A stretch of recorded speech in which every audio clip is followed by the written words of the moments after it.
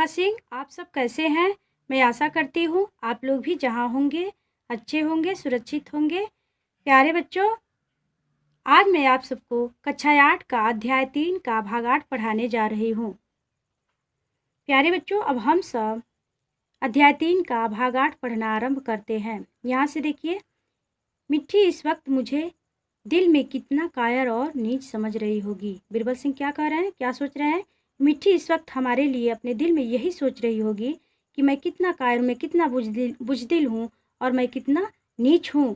शायद इस वक्त मुझे कोई मार डाले तो वह जुबान न खोलेगी। बीरबल सिंह कह रहे हैं शायद इस वक्त मुझे कोई अगर मार भी डाले तो वह अपना जुबान और मुंह न खोलेगी।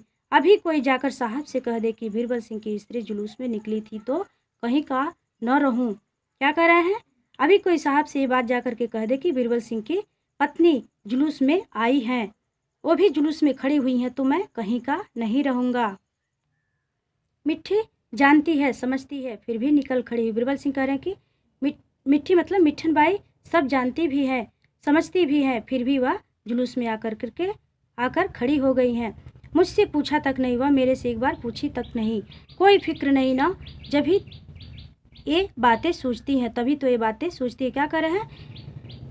मेरे बारे में कोई चिंता नहीं है तभी तो ये बातें सोचती है। यहाँ सभी बेफिक्र हैं, कॉलेजों और स्कूलों के लड़के, मजदूर, पेशेवर, इन्हें क्या चिंता।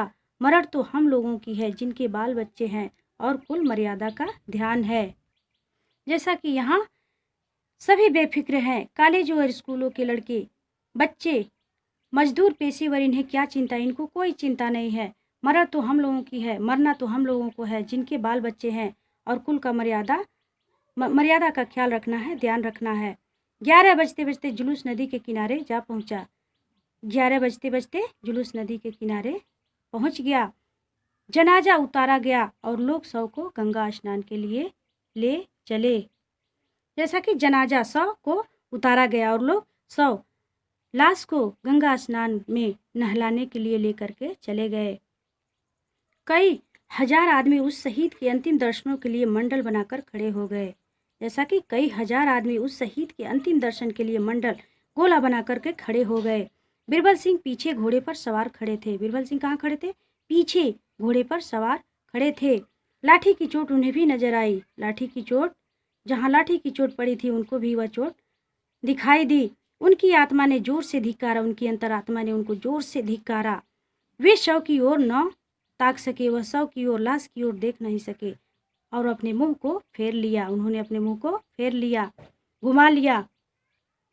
जिस मनुष्य के दर्शन के लिए, जिसकी चरणों की रज मस्तक लगने के लिए लाखों आदमी विकल हो रहे हैं, उसका मैंने इतना अपमान किया। क्या कह रहे हैं बीरबल सिंह? जिस मनुष्य के दर्शनों के लिए, जिसकी चरणों, जिसकी पैरों की धूल अपने मस्तक पर लगाने के लिए लाखों आदमी विकल हो रहे हैं, व्याकुल हो रहे हैं, उसका मैंने इतना अपमान किया। उनकी आत्मा इस समय स्वीकार कर रही थी कि उस निर्दय प्रहार में कर्तव्य का लेस भी न था, दया का भाव भी न था। दया नहीं था, केवल स्वार्थ था। कारगुजारी मतलब कार्यवाही दिखाने की हवस, लालच और अफसरों को खुश करने की लिप्सा थी। लिप्सा मतलब चाह थी, इच्छा थी। एक कांस्टेबल ने आकर प्रशंसा की। हुजूर का हाथ गहरा पड़ा था। जैसा कि एक कांस्टेबल, एक सिपाही ने आकर प्रशंसा की, बड़ाई की, तारीफ की। हुजूर का हाथ गहरा पड़ा था, जब ये मारे थे तो बहुत गहरा चोट लगा था। अभी तक खोपड़ी खुली हुई है। अभी तक उन लोगों की खोपड़ी, सिर खुली हुई है। सबकी आंखें खुल गई हैं, इनके डर से सबकी आंखें खुल गई हैं।